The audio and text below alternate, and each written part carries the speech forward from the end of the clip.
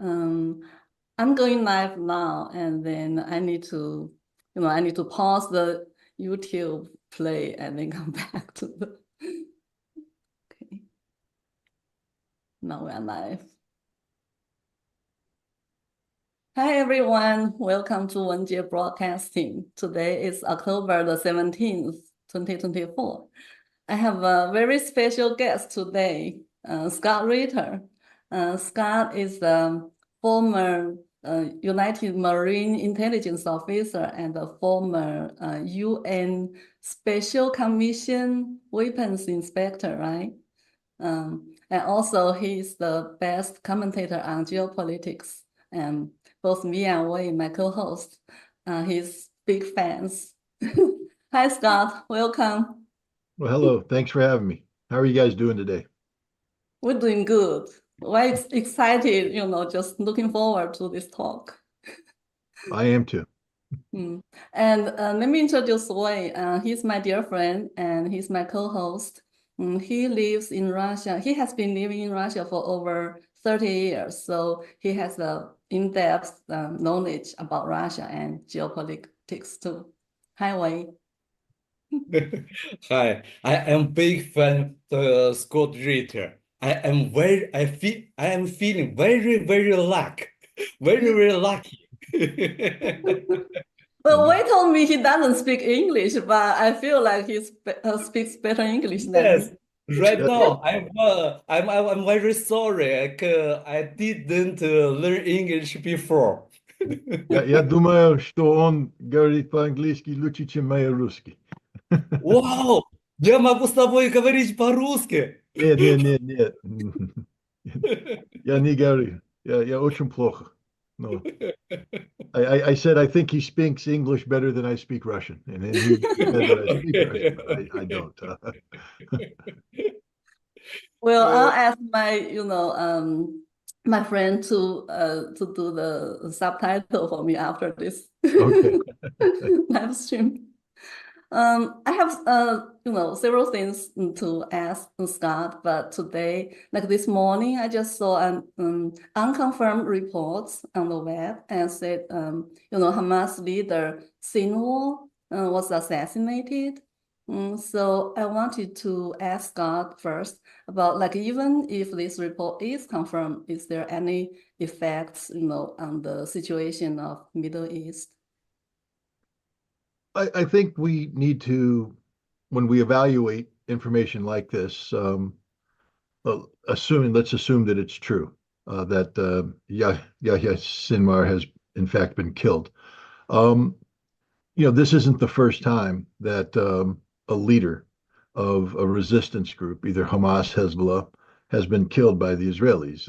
One needs to only remember that Hassan Nasrallah was killed, the longtime Hezbollah leader. There are two ways to assess this. One is from a political standpoint. When people like Hassan Nasrallah or Yahya Sinwar become well-known political figures, their loss is going to be felt, because politics is about human interaction. It's about developing relationships. It's about perceptions. And these perceptions are all built around an individual, a named individual who has a personality, who has traits that people find attractive. And so when you kill somebody of this stature, this creates a political problem for the organizations that these people led. So Hassan Nasrallah's death was a significant political problem for Hezbollah, and Sinwar's death, if confirmed, will be a significant political problem for Hamas, because naming a successor is easy. But naming a successor who will be able to capture the imagination of their respective constituents is more difficult. This is something that takes time, it takes experience, etc. So, on the one hand, politically, this is a major blow against Hamas. But Hamas is more than a political organization. It's actually better known to be a resistance organization. just like Hezbollah is a resistance organization. And resistance organizations are designed to be very resilient. They're based around ideology and support for ideology as opposed to support for an individual. And the ideology of Hamas is resistance to the furtherance of the creation of a Palestinian state. And the killing of Mr. Sinwar will not at all affect this. In fact, if anything, it will strengthen it because now he is a martyr. He's become a symbol of resistance. His sacrifice will be put forward as an example for others. Israel has spent some time portraying this man as a coward who is hiding behind hostages underground, running away from the Israelis. It appears he died with a weapon in his hand, fighting the Israelis above ground. No innocent people surrounding him. And this is going to be devastating for Israel because Sinwar's death, if confirmed, and the manner of his death, if confirmed, will be a rallying cry for Hamas. One thing is certain. In a month's time, people will not be focused on the death of Sinwar. He will be a martyr. He will be a motivational concept. But the mourning will be past and people will have moved on. Israelis will still be dying in Gaza. The occupation will still be resisted. Hamas will still remain undefeated. This is the reality that Israel has to deal with. They will have their moment. They will have headlines. There will be people who will cheer this event. But in a month's time, they'll be returning to crying about the dead Israelis, the wounded Israelis, the fact that this war isn't over, that this war will never end until Israel agrees to recognize a Palestinian state. Mhm. Okay, thank you for answering my questions. Wait, do you have a question for Scott? Yes, I have question. But I'm sorry, Scott. I need to speak in Chinese. Translate Wenjie. You can speak Russian. No, I can speak Russian. I can speak Russian. Китайский язык лучший. Хорошо。就是这个现在全世界啊，已经对老百姓没有这种是对核战应对的这种教育了，就是不教人如果发生核战争的情况下，怎么去躲避啊，怎么去防御啊，就是核战争发生之后，怎么去消除体内的这个核辐射，吃什么药，怎么做。这个我想请那个 Scott 啊，帮着我们介绍一下。然后呢，如果他能介绍这个，我们上哪里去看一下这些信息，那就更好了。这是一个问题，你先问一下的。Scott, we said since now, there's limited education on how to prevent and protect ourselves from a nuclear war. So he would like your opinion on that, where are the safe place and is there medications to help us to prevent the radiation, or if there's any information source that we can refer to find out this kind of knowledge.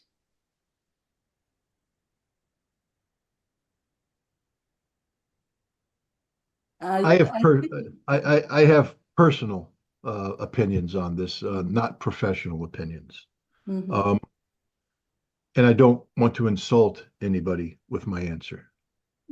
But you cannot prepare for a nuclear war. It's impossible. You're going to die.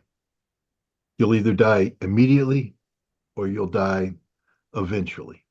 But you will die a death that will be miserable, either of starvation, of disease, or of radiation poisoning.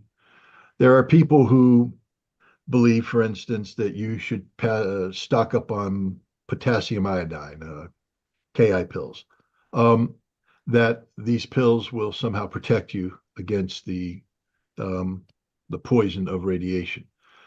But that's not the case. The the potassium iodine protects your thyroid against specific kinds of radiation that attacks the thyroid.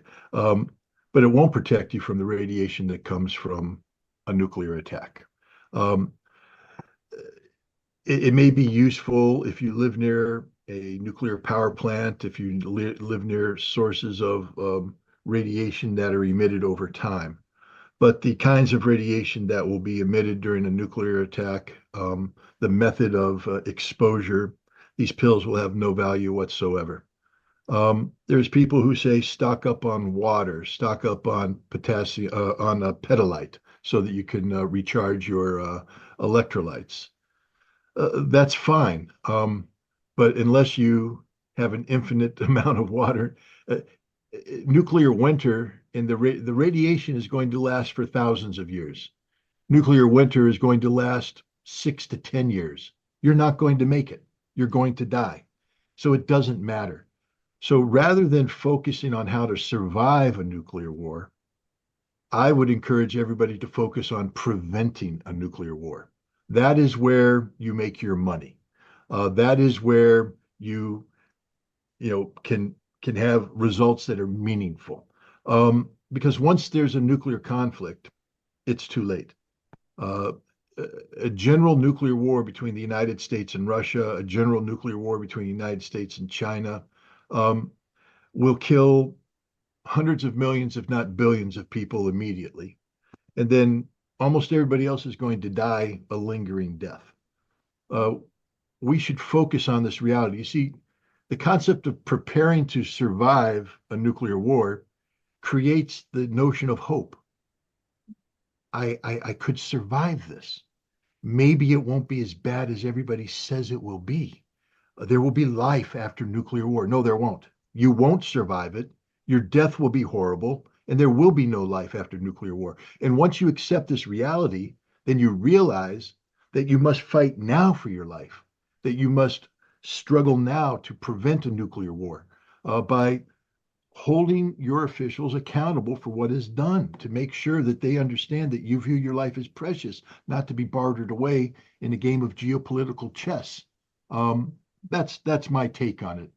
I know there's people out there who are big on survivalism. They have their weapons and their bullets and their canned food and their water and their radiation tablets. Mm-hmm. They'll be dead. Nothing they have will save them. That's my opinion. I agree with you on this. Actually, because when I heard Wei, he used to make a program and he talked about there's a like huge Russian nuclear bomb. It's called SAR.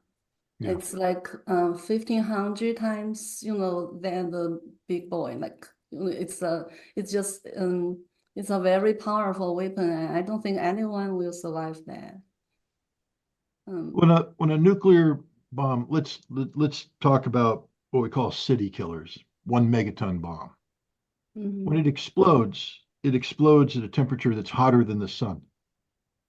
Mm-hmm. We're talking 180, 190 million degrees. So for literally a mile, nothing will live. Nothing will exist. Buildings will vaporize. Nothing will survive this intact. But then for 10 miles out further, everything dies anyways from flame. Everything will catch fire. The shock wave and the flame wave will come in and melt everything and kill everything. And then beyond that, you get the radioactive fires. You get the residual effects. You'll have fires spreading out for even 20 miles beyond that. The radiation will kill everything immediately. And if people want to know what it's like to die of radiation exposure, watch the HBO show Chernobyl. Look at the fate of the Soviet firefighters that responded and how literally their bodies melted from the inside out. Their organs literally lost all cellular structure and they literally dissolved from the inside out. That's what's going to happen to you. And there won't be a hospital with painkillers to try to alleviate your suffering. You'll be curled up in a fetal position in the ruins of what was your house, dying of the most excruciating pain you've ever felt in your entire life. That's what's going to happen.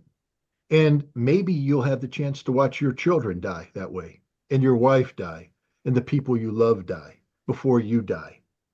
So this is the worst possible fate that can befall people. So why not do everything possible before a nuclear war to prevent a nuclear war? Mm-hmm.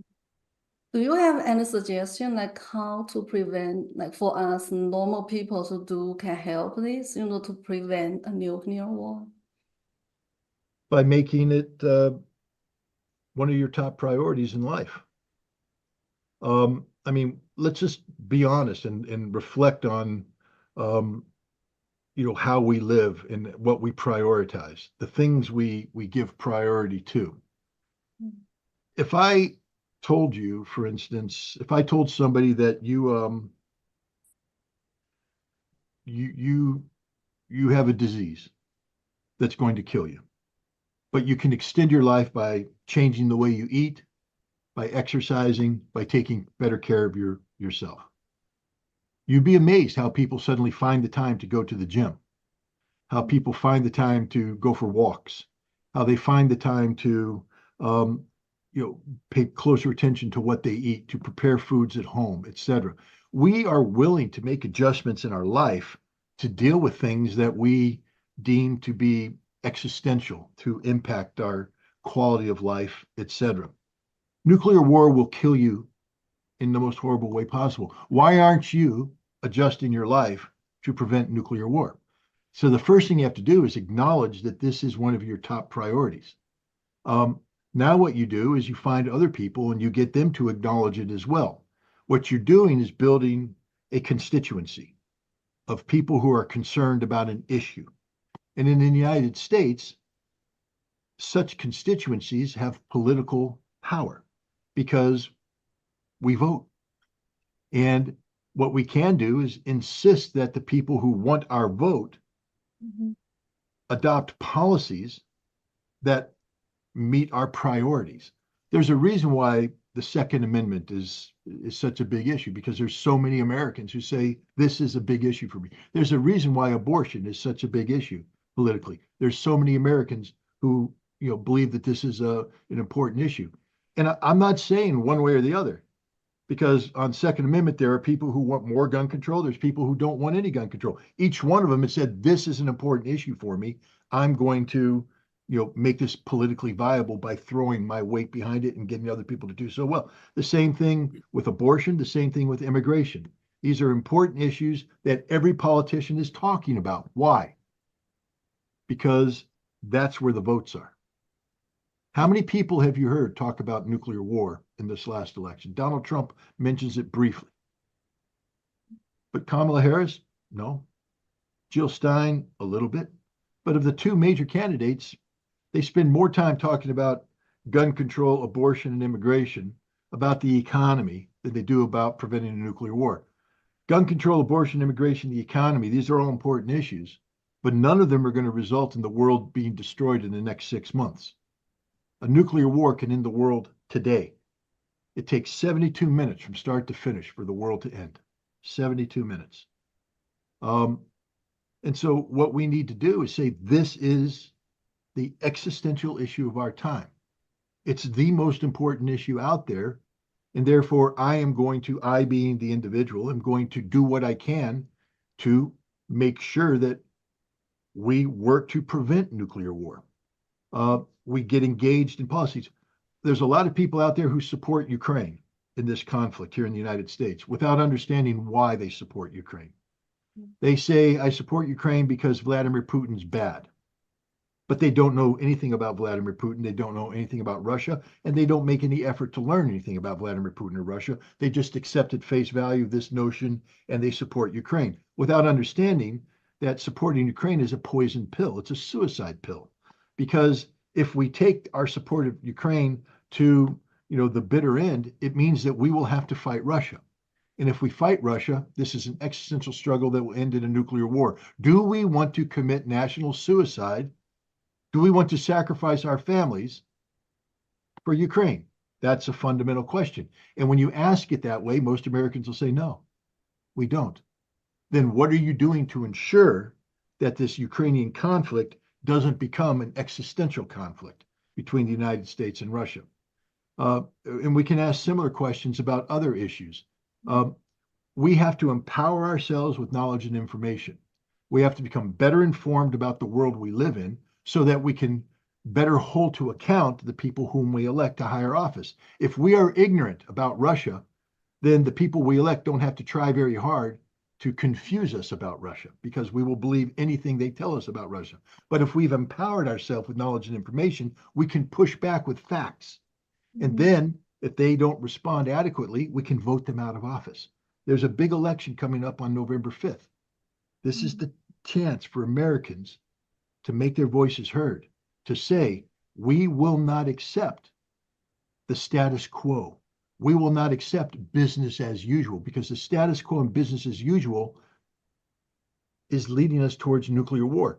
We all almost died on September 14th of this year. I don't know how many Americans or even people around the world understand. Had Joe Biden signed off on the piece of paper that Keir Starmer, the British Prime Minister, brought to him in a meeting at the White House, we'd all probably be dead, because that signature would have authorized Ukraine to use American and British-made weapons to strike deep inside Russia, which would have prompted a Russian response, not just against Ukraine, but against us, against the British, against NATO, which would have triggered a larger conflict that inevitably ends with a general nuclear exchange where all life on the planet ends in 72 minutes. So what can we do? First thing we have to do is care. The first thing we have to do is care. How many Americans wake up every morning saying the biggest danger I face is the threat of nuclear war? Not too many. We need Americans to start understanding how dangerous this is, how existentially dangerous this is, and that if we don't do something to change the direction our country is headed on, that's the inevitability. That is what is going to happen. Yeah, I totally agree. And then I think that's why, our conversation like this, talking in different social media platforms to wake people up is so important. And Wei used to talk to me. He said by Russian law, Russia already has the the right to attack the United States, because United States is providing weapons to Ukraine, and Ukraine used it to attack Russia. By Russian law, it's already, it's just Putin is refrained from attacking United States, but how much, how further United States is going to push that way, so Russia will has to respond. I think that is a very big question too. Well, the only one that can answer this question is Russia. How much patience can Vladimir Putin have? What constitutes an existential threat to Russia? At what point in time does Russia say, we can't accept anything more? I mean, NATO has already attacked Russia through Kursk, using the Ukrainian army as a proxy. So we already have NATO invading Russia. NATO has attacked Russia using Storm Shadow missiles, British, Scalp, French, ATACMS, HIMARS, American weapons. NATO's already attacking Russia using Ukraine as a proxy. They use NATO intelligence, they use NATO logistics, they use NATO communications, and NATO command. NATO has planned many of these attacks. So as we sit here today, NATO is at war with Russia. Yes. But Russia has decided not to view it that way. And I think one of the main reasons is nothing NATO has done so far represents an existential threat to Russia. And moreover, Russia is winning this war. And so Russia believes that it continues on this trajectory, victory will be theirs regardless of what NATO does. But this is a very, very dangerous situation that exists. And it's one that, as an American, we would never tolerate.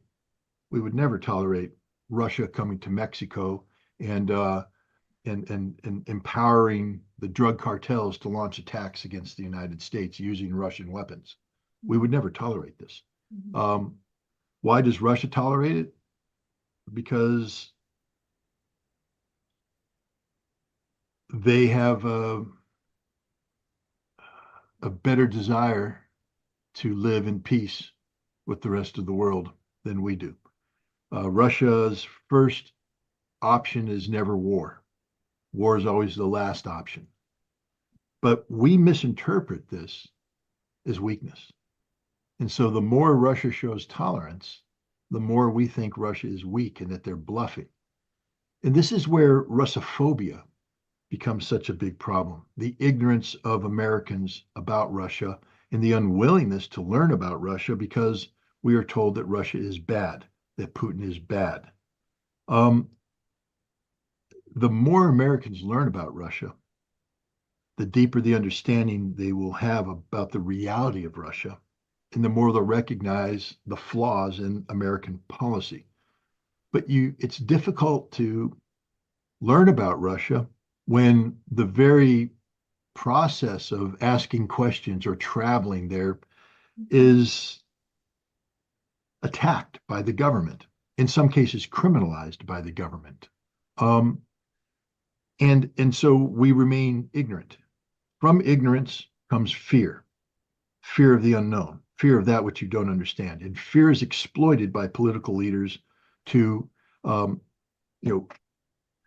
allow policies to happen that otherwise would be challenged. But people don't challenge it because they're afraid, and they're afraid because they're ignorant. So a critical aspect to all of this is Americans need to learn more about Russia. They need to study Russia. They need to study Russia with an open mind. And if possible, they need to visit Russia. They need to see Russia firsthand. They need to meet the Russian people. They need to talk with the Russian people. And as soon as they do that, they'll realize that the Russian people are not their enemy, that Russia is not a threat to them, that actually the best course of action would be one that encouraged friendship between our peoples, not conflict between our peoples. Mm-hmm. Yeah, I agree. I think the friendship between Russian, people, and from anywhere from the world, Russian and United States and China, as long as we have friendship, maybe the war is less likely to break out. I agree. I have a second question. What's the second question? Yes. Thank you very much, Scott. 你问一下啊，就说这个俄罗斯新有的这个就是导弹系统 S-500，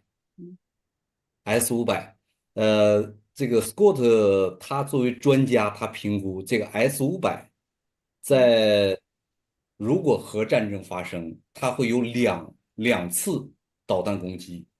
第一次导弹攻击呢，它是攻击这个，比如说攻击俄罗斯的核导弹基地。那俄罗斯这个 S-500，在 Scott 看来，在 Scott 看，它能够拦截多少的第一轮导弹？ Okay, let me try to translate. We want to ask you, there's a new nuclear missile system. It's called S-500 in Russia. And he said for a nuclear attack, there are usually like two rounds. The first round is to attack the nuclear base, right? And then he wants to know, like, the percentage of the nuclear attack the S-500 can intercept. Do you know that? Well, in order for me to answer that question, I'd have to know the specific operational parameters of the S-500. This is a relatively new system, and I would imagine that the Russians are keeping its precise performance characteristics secret. So it's difficult to be precise about this, but what I would say is that the S-500 could probably have good success in shooting down missiles like the Minuteman III, that is the American ground-based intercontinental ballistic missile. I would say that the S-500 is probably optimized for that. But what happens when you have a Trident missile fired from a submarine off the coast of Russia that doesn't go into your traditional ballistic drive, but it has a flattened profile, comes in below radars, isn't detected until the very end, and then it deploys a dozen warheads independently. The S-500 can't defend against this. Neither can the S-400. And this is the danger of ballistic missile defense. I just want to point out that we've done this before. Back in the 1960s and 1970s, we had an arms race. And what we found is that for every offensive weapon, we would try to build a defensive weapon, that a new offensive weapon would be built that overcomes it, and that eventually we would run out of money because you can't just build and deploy these systems. So that's where we said there won't be any missile defenses. So we're dealing with mutually assured destruction. So that if I attack you, you can't defend against me. You'll attack me. I can't defend against you, and we all die. Therefore, let's not attack each other. Missile defense creates an artificial sense of security. There is no defense against general nuclear war. The number of missiles that will be coming your way, the number of warheads, decoys, etc., cannot be defended against. It's impossible to defend against the totality of it. And to try and build defenses just creates a false sense of security, to make you believe that since I can defend against a limited nuclear war, if I choose only to use limited nuclear weapons against my enemy, I can contain this. There's no such thing as a limited nuclear war. Once a nuclear war begins, every expert believes that it will immediately spiral out of control and end up as a general nuclear exchange. And there's nothing that can defend against that, whether it be the S-500 or any missile defense system the United States will seek to deploy. So a nuclear war will be a disaster, like for Russia and United States, right? 100%. 100%. So, and again, Americans just reflect on what we're saying here. How many people have taken vacations to New York City and looked up at wonder at the Empire State Building before 9/11, looked up at wonder at the World Trade Center, walked Times Square, walked Central Park, gone to the museums with all of the history? You go to Washington, D.C., and you see the various buildings that comprise the seat of the government, the Smithsonian, the Washington Monument, the Jefferson Monument, the Lincoln Monument. These are amazing things. And we have cities full of this in the United States. All of this would be gone. All of this would be gone. All that history eliminated, all that humanity, all that civilization eliminated. Russia, could you imagine losing the Kremlin? I'm not talking about the government. I'm talking about the structures, the buildings, the iconic, St. Basil's Cathedral there in Red Square, losing this, losing, the Bolshoi Theater. Go to St. Petersburg, you're losing the Admiralty buildings, you're losing the Hermitage, you're losing all of this history, this wonderful history, and it extends throughout Russia. Go to Novosibirsk, the largest opera house in Russia is there in Novosibirsk. You would lose this. The history would lose. China, go to Beijing. Look at what be lost there. The Forbidden City. This history that's there. And then why do we want to put this at risk? All the things that we save up our money to do, to places we want to visit, the wonders we want to see, the glory we want to experience. We build nuclear weapons to destroy this, And you can't rebuild because it will be evaporated, and what's not evaporated will be contaminated so that humans cannot touch it for thousands of years, and we'll all be dead by then. So we need to reflect on that we're talking about not just killing people. Man, we kill people all the time. Look at how many people are dying in Gaza. Look how many people are dying. We're talking about killing civilization. We're talking about killing humanity. Everything we have stood for, everything we have created, all of the history that we have accumulated would be gone in a flash of an instant, 72 minutes. So people need to reflect on that and what we're talking about here. This isn't a game. This isn't theory. This isn't academics. This is reality. everything that you hold important to your family, your community, your country will be gone. Gone. So that's really our priority to prevent the World War III and the nuclear war. I believe so. Well, I have another question. Like you just said, United States support for Ukraine is kind of suicidal. How about United States support for Israel, like in the Middle East? It's a different kind of suicide. There's different ways to kill yourself. You can jump off a building, jump off a bridge, or let's say you're a diabetic, you just eat sugar. There'll be a longer death, a lingering death, but you're committing suicide nonetheless. Ukraine, we're committing suicide by jumping off a building because the result will be World War III, general nuclear war. We're going to die. Israel, we're basically a diabetic who just continues to eat sugar. We'll live, we'll be sick, but we'll die eventually. Our body will fail.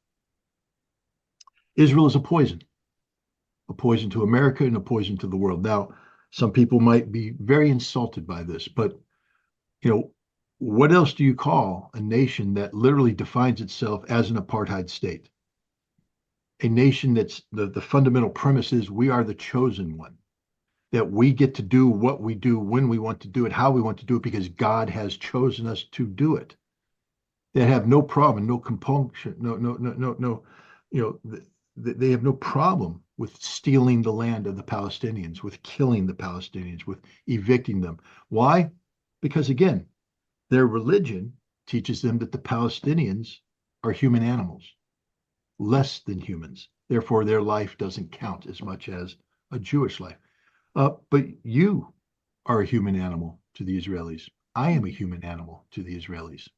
Your co-host is a human animal to the Israelis. This is the fact. So what we've identified is that Israel is a cancer to humanity. It's a tumor that seeks to draw the life out of the host body, killing the body so that the tumor, can survive. That's the standard Israel has set, that nothing matters as much as Israel. And Israel will do everything necessary to sustain its existence as this Zionistic apartheid state, up to including committing genocide, mass murder, which the Israelis explain away as saying we have no choice because otherwise this thing we call Israel could not exist as we envision it to exist. It's a poison to America. It's destroying American democracy. When you have entities in the United States that lobby on behalf of the Israeli state to brag that they will spend up to $100 million to buy American congressmen whose the sole reason for supporting them is that they will have unapologetic support for Israel, that they will never question this continued support to Israel. And I need to remind people, Israel's not our friend. Why do we pretend they're our friends? They attacked the USS Liberty in June of 1967. Jonathan Pollard spied against the United States, gave the secrets to the Israeli government, who was directing his espionage. The Israeli government took these secrets and then gave them to the Soviets during the Cold War, to get favorable treatment on immigration. So Israel betrayed us. That's what all Israel does. The number one espionage threat to the United States of America is not China, is not Iran, is not Russia. It's Israel. Israel spies on America more than any other nation, which proves that Israel's not our friend. Israel is using us. It's a parasite using the host. And this will eventually kill America. The good news is, like a diabetic, you can go to a doctor and you can get diagnosed with a disease, and then you can take measures to reduce the impact of the disease and maybe even cure the disease. I don't think diabetes is curable, but we are waking up to the fact that Israel is killing us. Look at the next week in the city of Kazan, Russia, the BRICS summit will be convened. This is one of those world-changing events, one of those once-in-a-lifetime type historical events where we're looking at the transformation of history as we move from one era to the next. History books, if we all live and we avoid a nuclear war, history books will record the Kazan summit is one of the seminal moments in modern history where we transitioned away from a rules-based international order led by the American hegemon, and we went to a multilateral, multipolar world order, consensus-driven, where nations like Russia, China, India, Brazil, South Africa, and others will gather around and work together to solve problems. Instead of having America dictating solutions, the world will work together. This is a major deal. This transition, it changes, everything about the world we live in. For the United States to adapt to this and not collapse, we need to slow down BRICS while we adjust. In order to slow down BRICS, though, we need to create a counter-gravitational pull to the gravitational pull that BRICS has that's luring nations to it. Right now, everybody's wanting to join BRICS. They're fleeing the rules-based international order. 150 countries, right? Right. Now, we'll see how many of them get invited, but BRICS will come up with a partnership program for those who aren't full members, because they understand the importance of attracting this support. Ambassadors from American embassies around the world have written to the State Department saying, you might as well send me home. I'm doing no good here because nobody's listening to me because they don't trust us anymore because of our support for Israel. We've lost the global South because of Israel. At some point in time, America will wake up and say that the biggest problem in the world for America isn't Russia, isn't China, isn't BRICS, it's Israel. Israel is the biggest problem. And when that happens, then we will take the corrective course of action and alter our relationship. And I think you're starting to see that now. There's more support for a Palestinian state today in the United States than there has ever been. And the more the United States, the American people reflect on what Israel is doing and has done in Gaza, the genocide, the crimes they're committing of collective punishment in Lebanon, where they literally went in and dropped entire apartment buildings just to prove that they could, killing thousands of innocent civilians. This is no longer going to be tolerated in the United States. And once the American people wake up to how horrible the Israeli regime is, how horrible the Zionist state is, political pressure will be brought to bear on resolving this quandary. And you'll see the United States policies will adapt. They're starting to already. Yeah. We talked about the two, hot area, like we talked about Ukraine, Russia, and Middle East. I think another place is like China and Taiwan, mainland China and Taiwan. Do you think Taiwan will be next Ukraine? A lot of people view Taiwan that way. I mean, the only nation that can answer that question is China, the Chinese government. China has said for some time now that it seeks to resolve the issue of Taiwan and unification through peaceful means. And they mean that. They truly do mean that. But if Taiwan seeks to declare its independence, or if other nations treat Taiwan as an independent nation, China will have no choice but to use military force. Now, the only way, just remember this, the only reason why Ukraine is Ukraine today is because Russia did not go to war against Ukraine. Russia implemented a special military operation that is completely different than war.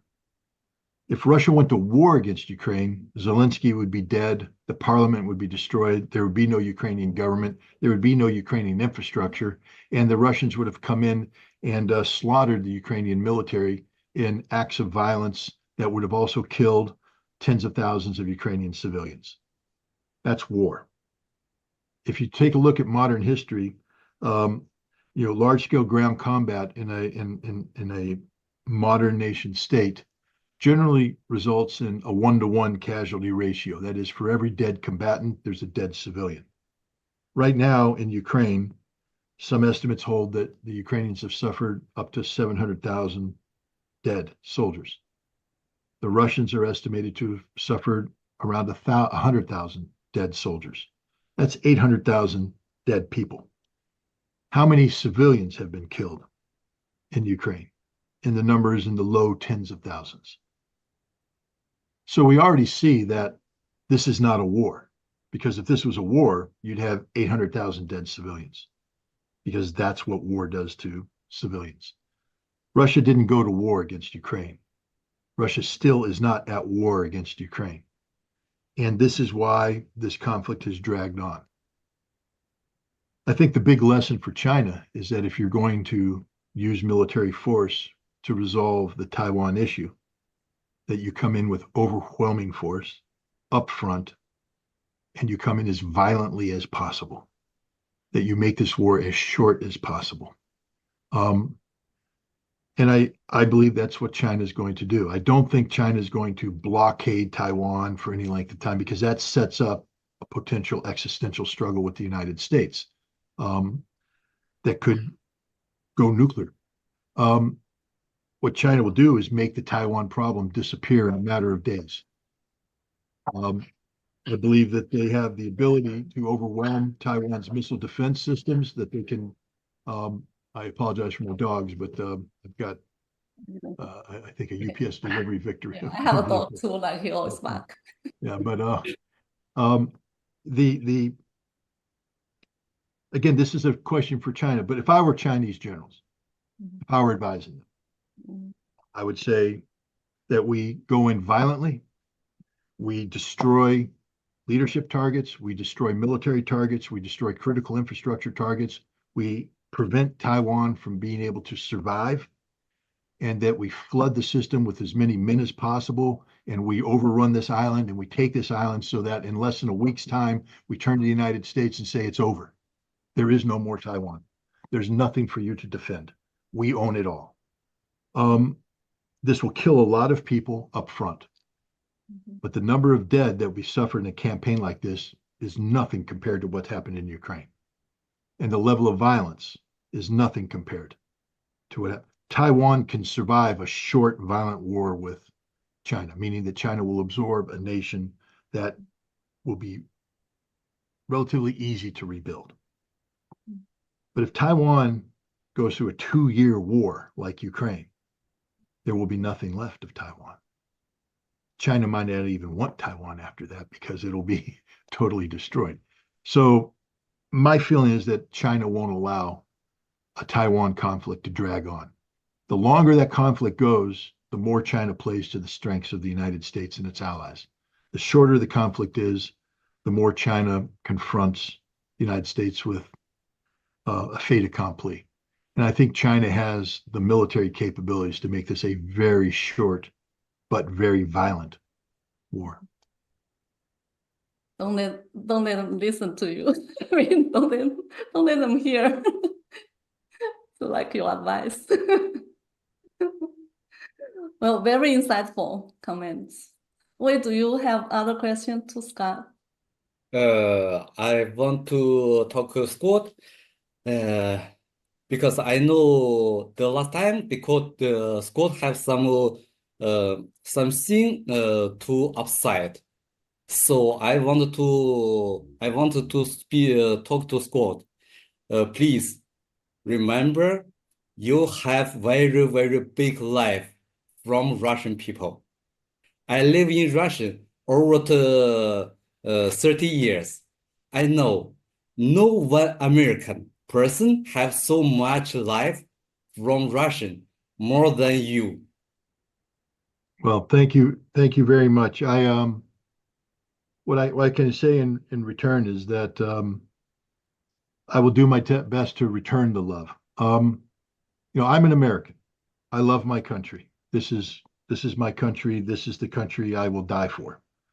But I'm also a human, and I'm a human who grew up as the son of a military officer, and I lived around the world, and I got to see different parts of the world, and I learned to appreciate other cultures, other religions, other languages, other people.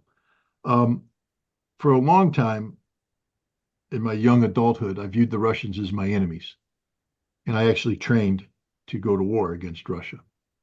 I had an opportunity in the 1980s to participate in a treaty that eliminated an entire category of nuclear weapons, intermediate forces, and also some short-range missiles. And through that, I got to live in the Soviet Union for 2 years. And I got to meet the Russian people in the city of Votkinsk. And I can say that when that job ended, I no longer viewed the Russians as my enemies. I viewed them as my friends. And that's been my approach ever since, is to view the Russians as friends. But you have different kinds of friends. Everybody does. You have superficial friends, and then you have the friends that you can pour your heart and your soul out to. Until recently, Russians were my superficial friends. What I mean by that is that I read their history, I've read their literature, and I was curious about their country from a distance. But in this last 2 years, I've had the chance to travel to Russia and travel extensively in Russia. Thanks to a wonderful man named Alexander Zyrionov. He was my host. Unfortunately, today he is in prison in Novosibirsk under what I believe are false charges. I don't know. I'm not an expert on the Russian system. I know him. I know what kind of man he is. And I don't believe anything people say about him. And they haven't proven this yet they've kept him in jail. But I mention that because I'm frustrated. This is the man who introduced me to Russia. If the Russian people love me, then the Russian people must love Alexander Zyrionov, because he brought me to Russia, and he's the man who showed Russia to me. He's the man who opened the door and brought me inside and introduced me to, he didn't do it the easy way. The easy way would have said, Scott, come to Moscow. Moscow sells itself. It's a beautiful city. You don't have to work to sell Moscow. You just say walk, and people go, wow, what a great city. Or take me to St. Petersburg. St. Petersburg sells itself. You don't have to work. The first city he took me to was Novosibirsk. That's where I arrived in Russia. And he showed me Novosibirsk. And because I wasn't familiar with it, it's work. With Moscow, you've seen the photographs. St. Petersburg, you've seen the photo. Novosibirsk, you haven't seen any photographs. You're just seeing it for the first time. And what happens is, instead of viewing the city in terms of buildings and vistas, the city becomes a city of people. The people you meet. And then the people show you the things, but you identify the opera house not with the building, but with the director who gave you the tour. You go to the museum and you meet the people who run the museum, and they explain things to you. Then you go to restaurants and you meet them and you talk. You go to Banya, the Banya. Yes. Banya I is a love religious Banya. experience. Yes. And you do that. You walk with them, and then they show you their country, but you see it not from a book, but from the heart, the Russian soul. And that's what won me over, was the Russian people. The Russian people won me over with their absolute humanity. And then the Russian people are a reflection of their culture, of their history, of their religion, of their faith. And so you learn to appreciate that. And then they live in this wonderful, vast nation called the Russian Federation of different republics. I've been to, Irkutsk. I've been to the Buryat Republic. I've been to Udmurtia. I've been to Kalmykia. I've been to Tatarstan. I've been to Chechnya. I mean, my reception in Chechnya is legendary. I don't know why the Chechen people like me as much as they do, but they are wonderful people with a wonderful history, wonderful culture. And I just fell in love with Chechnya, like I fell in love with all of the Russian Federation. So the feeling I have is reciprocal to the Russian people, for all of the friendship and love that they've shown me. I want to show it back, and I will continue to try to do so, because going back to what we talked about, how do we prevent a nuclear war? One way to prevent war is to make sure that everybody understands that the last thing you want to do with the Russian people is go to war with them, not because you fear them, but because you love them, because they're your friends, because they're fellow humans, and that you want to be with them in peace. And that's the direction I want to take this. Great comments, Scott. Thank you so much. I'm in tears. Yeah. I don't know what to say, but thank you very much for your time today. And well, thank you very much for having me. And I'll just leave it with this too. You know, the world is a big place, and one day I hope to be able to learn to love the Chinese people as much as I've learned to love the Russian people. Because in America today, we have the same problem. We are prejudiced against the Chinese. We don't understand the Chinese. We fear the Chinese. And I just feel that if we took the time to get to know the Chinese, like I have taken the time to get to know the Russians, that we would never want to have a conflict with the Chinese, that we would view them as our friends, people that we want to peacefully coexist with. And I feel that way about almost every place on the planet. That if we just take the time to learn about people, respect them, respect their history, their culture, etc., at the end of the day, we're the same people. Yes. We all laugh, we all cry, we have the same emotions, we want the same things in life. And hopefully we all want good things, so we should be working with each other to make good things for everybody. So anyways, that's a little bit of a dream, but we'll see what the future holds. Yeah. I think that's what we are doing now, right? Today, right now, because I'm a Chinese American and Wei is a Chinese Russian, and you are American American, and we have we have audience all over the world, and you are loved by audience all over the world. And I just want you to know that. Well, thank you very much. Thank you. Yeah. Thank you. I hope the Scott can next time and visit which our channel. Absolutely. Where in Russia are you? I am in St. Petersburg. Right now, I'm in the Krasnodar. Oh, okay. So you're in the south. Yeah. Yes. Well, the next time I come to Russia, maybe we can have this conversation live together. Okay. Yeah. I'll go with you, Scott. Let's plan something together. Because I always wanted to visit Russia.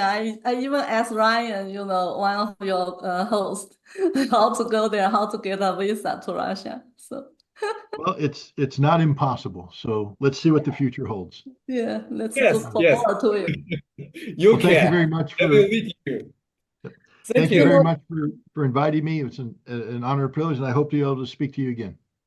Okay. Thank you very much for being here. Okay. Okay. Bye-bye. Okay, bye. Bye.